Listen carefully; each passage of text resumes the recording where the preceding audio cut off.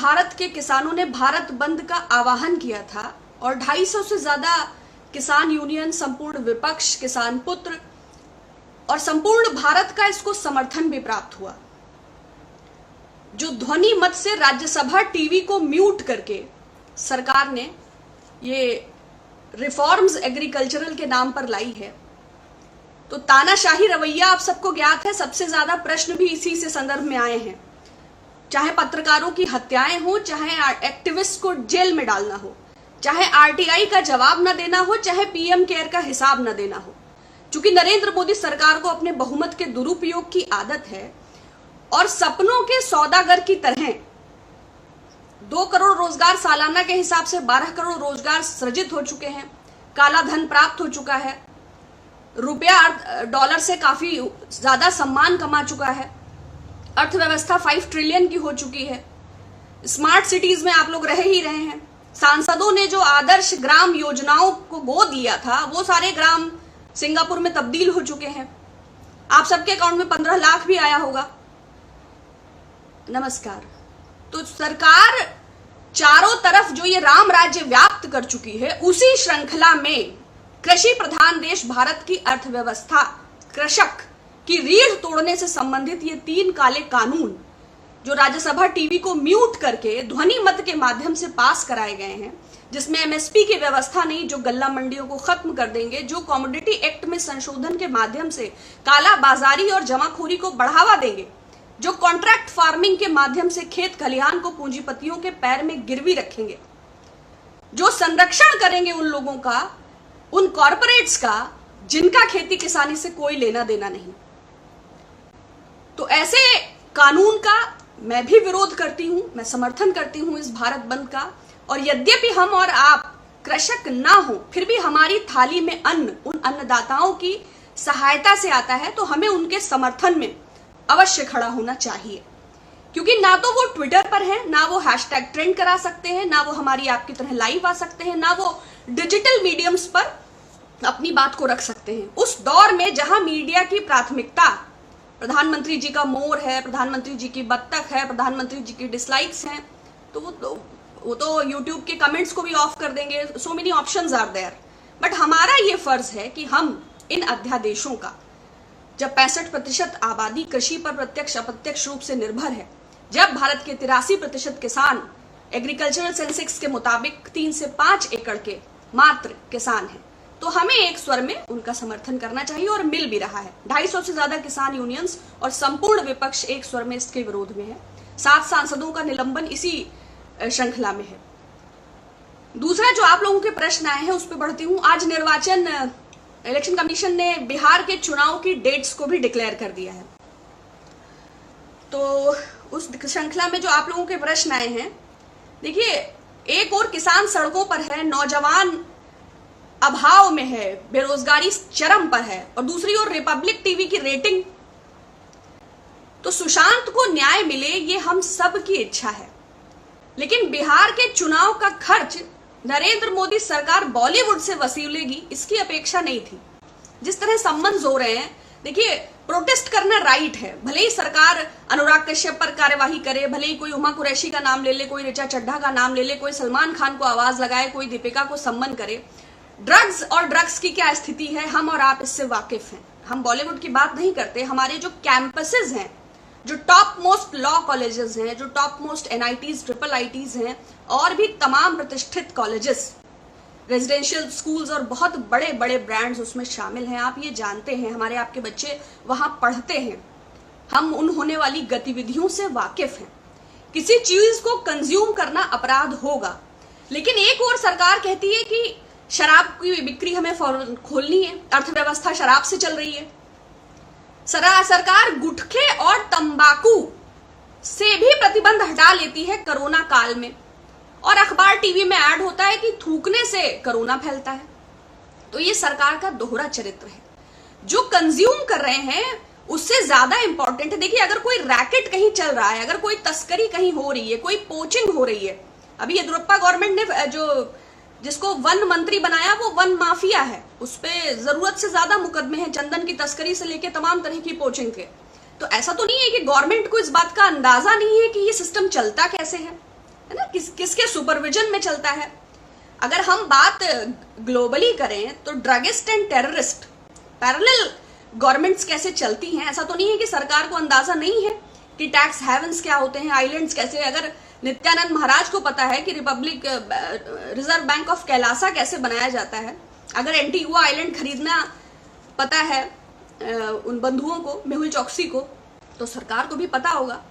150 ग्राम लोहे से एक पिस्टल बनती है और 2.5 लाख रुपए से 15 लाख रुपए उसकी कीमत होती है। तो चाहे वो वेपन्स का हो, चाहे वो ड्रग्स का हो, चाहे उनके कंजम्पशन का हो, चाहे ये कार्य छोटे स्तर पर तो नहीं होता, लेकिन फिर भी अगर पैडलिंग में लोग इन्वॉल्व हैं तो उन पर डेफिनेटली कार्यवाही होनी चाहिए। लेकिन उसके माध्यम से मीडिया के रुख को मोड़ देना, सरकार की प्राथमिकताएं क्या होनी चाहिए। जो भी व्हाट्सएप चैट्स वायरल हैं, जो भी न्यूज़ेस वायरल हैं, पनामा पेपर्स पर कार्यवाही हो रही थी, 17,000 करोड़ का इन्वॉल्वमेंट था। जेटली साहब ने कहा था जांच हो रही है, 7 बरस हो रहा है। ये वो सरकार है जो काला धन विदेशों से लाके भारत को सोने की चिड़िया बनाने वाली थी। अभी जो ये फिनसिन पेपर्स का जो मैटर आया है, treasury department of America, I talked about it, तो क्या सरकार को नहीं पता है कि उन पनामा पेपर्स में जो डॉक्यूमेंट्स मिले थे और उन संबंधित लोगों पर जो कार्यवाही होनी थी उसमें फर्दर क्या हुआ। लेकिन नहीं, चैट्स पता है 2017 की, 2016 की, एनसीबी की, क्योंकि पब्लिक इंटरेस्ट को उस पे इस कदर डाइवर्ट कर दिया है कि जनता से जुड़े मुद्दों पर बात ही ना हो सके।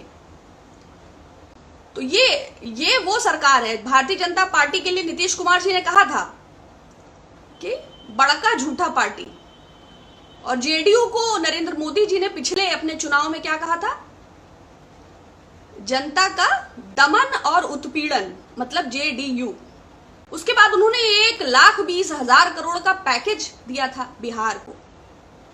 एक आरटीआई के तत्काल अभी कुछ ही दिन पहले जवाब के मुताबिक कि बिहार को 1 रुपए का भी भुगतान नहीं हुआ है। और हमारे हजारों मजदूर जो ये पैदल तमिलनाडु और मुंबई से सड़कें नापते हुए पहुंचे हैं, उनको बॉर्डर पे बिठा के उन पर केमिकल की बारिश हुई थी। ना वहां शिक्षा है, ना शिक्षण संस्थान है, ना सड़कें हैं। शिक्षक तो आत्महत्या कर रहे हैं। ये वही थे जहां मगध था, जहां का चाणक्य था, जहां नालंदा थी। हम उस बिहार की बात कर रहे हैं। लेकिन सत्ता के समीकरण के लिए सुशासन, कुशासन और माननीय प्रधानमंत्री जी, तो लोगों को ये समझना चाहिए कि डेट्स डिक्लेयर हैं और उनके मोटिव क्या है गवर्नमेंट का, उनके माइंडसेट को डाइवर्ट करने के लिए। तो हम आप ये शायद समझ सकते हैं। आप लोगों से भी गुजारिश है कि जिनको भी आप एक्टिव कर सकते हैं, जिनको अपनी बात को कन्वे कर सकते हैं, क्योंकि 5 साल में यही एक मौका एक आम आदमी के तौर पर हम लोगों के पास होता है कि हम गवर्नमेंट से क्वेश्चन कर सकें या अपने राइट्स को उपयोग कर सकें। लेकिन ऐसे वक्त में जब मीडिया टीआरपी का गेम करती है, बात अनुराग कश्यप की नहीं है। अभी कल पूरे दिन चल रहा था कि उत्तर प्रदेश के मुख्यमंत्री योगी आदित्यनाथ मिशन दुराचारी, जो महिलाओं पे उत्पीड़न करेंगे, बच्चों पे उत्पीड़न करेंगे, उनके पोस्टर्स लगाए जाएंगे।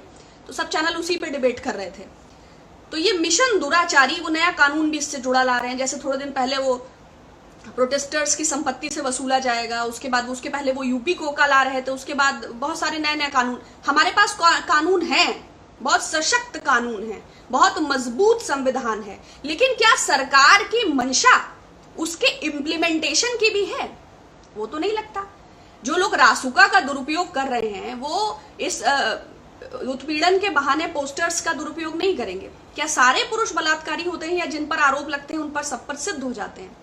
अगर बात इन्वेस्टिगेशन की करें तो जब तक इन्वेस्टिगेशन प्रोसेस में है और पर्सन ट्रायल नहीं होता, गिल्टी नहीं साबित होता, तब तक आप तो चैट्स भी वायरल कर देते हैं, आप तो स्क्रीनशॉट्स भी वायरल करते हैं, आप तो मीम्स भी बनाने लग जाते हैं। तो ये जो नेमिंग एंड शेमिंग की परंपरा है, जो कि बीजेपी का, चाहे वो आईटी सेल के माध्यम से हो, चाहे वो अब तो मेन मीडिया के माध्यम से हो, इलेक्ट्रॉनिक चैनल्स के माध्यम से हो, तो क्या अगर कोई निर्दोष व्यक्ति, आप लोग इस पर अपनी राय जरूर लिखिएगा कि किसी जिसकी कोई गलती नहीं है उसको अगर आरोप लगा के उस संबंधित व्यक्ति के होर्डिंग्स और पोस्टर्स लगा दिए जाते हैं, तो उस स्थिति में उसका परिवार आत्महत्या जैसी स्थिति में आ जाएगा, डिप्रेशन की स्थिति में आ जाएगा। कैसे वो अपने समाज और सामाजिक बहिष्कार, कैसे इस चीज को फेस करेगा? क्योंकि हम लोग कॉन्स्टिट्यूशन, हमारे पास एक सिस्टम है, अनकाउंटर पॉलिसी, किसी के घर पे बुलडोजर चढ़ा देंगे, किसी का भी घर गिरा देंगे, किसी के पोस्टर लगाए जाएंगे। तो हम कहना चाहते हैं कि माननीय मुख्यमंत्री जी, योगी जी, आप एक संवैधानिक पद पर हैं, आप बगदाद के खलीफा नहीं हैं। कि चौराहे पर पत्थर मारे जाएंगे, जिस हाथ से चोरी की है उसको काट दिया जाएगा। हम इंडिया है, हम एक डेमोक्रेटिक सेटअप है। तो अपनी जो फॉसिस्ट आपकी जो अप्रोच है, जो आपका जो एक शाखा का तरीका है, उसको मत इम्प्लीमेंट कीजिए। शिक्षा को बढ़ावा दीजिए। अगर आप स्वास्थ्य पे कार्य कर सकें, क्योंकि कोरोना महामारी जिस कदर है, 56 इंच के वायदे से अब 56 लाख से भी पार है। तो सरकार की प्राथमिकता मीडिया को अपने हिसाब से मोटिवेट कर लिया है। तो बिहार इलेक्शंस के बारे में आप लोगों ने कहा था, जो मेरी राय थी वो मैंने रखी, और मुझे लगता है कि सुशांत को न्याय मिले। बेशक पूरे देश में ड्रग्स के जाल, स्टूडेंट्स को हमारे ड्रग्स से बचाना चाहिए, बॉलीवुड से भी ज्यादा इंपॉर्टेंट है। जो मैच्योर हैं, जो अडल्ट हैं, वो कंज्यूम कर रहे हैं अपनी रिस्पॉन्सिबिलिटी पे। But what about our teens, what about our young children, those who are brilliant, those who are sharp, those who are in top law and engineering colleges and taking drugs. तो ये जो system है और जिस तरह ये system govern हो रहा है, गवर्नमेंट को उसको सीरियसली लेना चाहिए। तीसरा, और जो मोदी जी ने जो नीति आयोग था, उस नीति आयोग का ही ये कहना है कि सस्टेनेबल डेवलपमेंट में बिहार सबसे पिछड़ा है। तो उन्हीं की संस्था की, उन्हीं की रैंकिंग और उन्हीं का ये स्टेटमेंट है। उसके बाद अगर ये स्थिति है मजदूरों की, शिक्षा की, सड़कों की, पुलों की जो रोज बह जाते हैं, तो इसको गंभीरता से लेना चाहिए। बाढ़ विषय है, कानून व्यवस्था विषय है, किसान का सम्मान विषय है, रोजगार विषय है, और ये सारे महत्वपूर्ण विषय हैं। बहुत सारे नमस्ते आ रहे हैं, आप सबको बहुत मेरा नमस्ते। और मैं अपनी बात को, तीसरा, किसी ने बहुत अच्छा सवाल किया था फिंसेंट कॉरपोरेशन को लेकर। मोदी जी, योगी जी नया फिल्म सिटी भी ला रहे हैं, चलचित्रपुरम। अगर स्मार्ट सिटीज बन गए हों और एयरपोर्ट्स में और पोर्ट्स में, पोर्ट किंग अडानी, तो पोर्ट किंग अडानी, फिनसर्व, ये जो फिंसेंट फाइल्स हैं, देखिए अमेरिकन ट्रेजरी डिपार्टमेंट वैसे ही जैसा हमारा आरबीआई प्लस वित्त मंत्रालय, जैसे हमारे पास एनफोर्समेंट डायरेक्टरेट है, वैसे ही। क्योंकि पूरी दुनिया में जो आर्थिक अपराध होते हैं, अगर डॉलर्स में कहीं कोई भी ट्रांजैक्शंस हो रहे हैं ऑल ओवर द वर्ल्ड, तो उसका एक थ्रेड अमेरिका के इस ट्रेजरी डिपार्टमेंट को मतलब एक उसका सूत्र उनको रह जाता है, उनके डेटा, उनके रिकॉर्ड में। तो उनके उस डेटा के मुताबिक जो संदिग्ध लेन देन है 2 ट्रिलियन का, 2 ट्रिलियन समझिए मतलब हमारी अर्थव्यवस्था, कुल अर्थव्यवस्था का लगभग, इसमें 54 छोटी छोटी कंपनीज, और इसमें जैसे पिछला जो कोल स्कैम था जब ऑस्ट्रेलिया में कोयले की खदान खरीदी थी, और जो ये अडानी का ग्लोबल वेंचर है, अडानी ग्लोबल, जो सिंगापुर में रजिस्टर्ड है, सिंगापुर में ही नीरव मोदी भी गीतांजलि ज्वेल्स पे जब छापा पड़ा तो वो वहीं पर रजिस्टर कर रहे थे। पूरी दुनिया में देखिए ऐसी व्यवस्था है, जो टैक्स हेवन्स हैं, जो आर्थिक जो ऐसे छुपाते हैं, जो बोगस कंपनीज का प्रोसेस होता है, जो इंटरनेशनली मनी एडजस्ट होता है, सेशल्स है, पनामा है, बहुत सारी ऐसी व्यवस्थाएं हैं। बट अफसोस ये है कि ये सरकार इन्हीं बातों के माध्यम से आई थी, और अब पूरे देश को रिया चक्रवर्ती ने क्या खाया, क्या पहना, क्या पिया, सोई, चक्कर लगाया, इंद्राणी मुखरेजा के बगल वाली में है, हनीप्रीत इधर है। तो ये जो सास बहू का, अब आपको एंटरटेनमेंट में जाने की जरूरत नहीं है। Serious journalism is equivalent to entertainment. तो the kind of things we are getting, क्योंकि आप में से बहुत सारे लोग बहुत बुद्धिमान हैं, समझदार हैं, विभिन्न विषयों से जुड़े रहते होंगे, लेकिन जो वास्तविकता है ना, जैसे हम लोगों ने भी पढ़ा है रॉकफेलर्स के बारे में, डार्क नेट के बारे में, है ना, तो एक सिस्टम चलता है साथ साथ, जैसे ड्रेनेज चलता है, और उस सिस्टम से सारी दुनिया वाकिफ है। तो कैसे चीजें सर्च में नहीं आके और फिर भी गवर्न होती हैं, वो हमारे सीएस भी जानते हैं, हमारे लॉयर्स भी जानते हैं, हमारे प्रबुद्ध नागरिक भी जानते हैं। लेकिन बहुत महत्वपूर्ण है कि नागरिकों का उसमें सहभागिता हो, और वो तब होगी जब लोग शिक्षित होंगे, जब वो अपने अधिकारों के प्रति जागरूक होंगे। तो हमें ये अपेक्षा रखनी चाहिए कि एक बेहतर गवर्नमेंट आएगी, हम मिलकर एक बेहतर राष्ट्र का निर्माण करेंगे, लोग शिक्षित होंगे, अपने अधिकारों के प्रति सजग होंगे, और तब तक हम और आप मिलकर जो भी सहयोग दूसरों को कर सकते हैं, हमें जरूर करना चाहिए। एक अच्छे देश के निर्माण की प्रक्रिया में हमारी सहभागिता जरूर होनी चाहिए।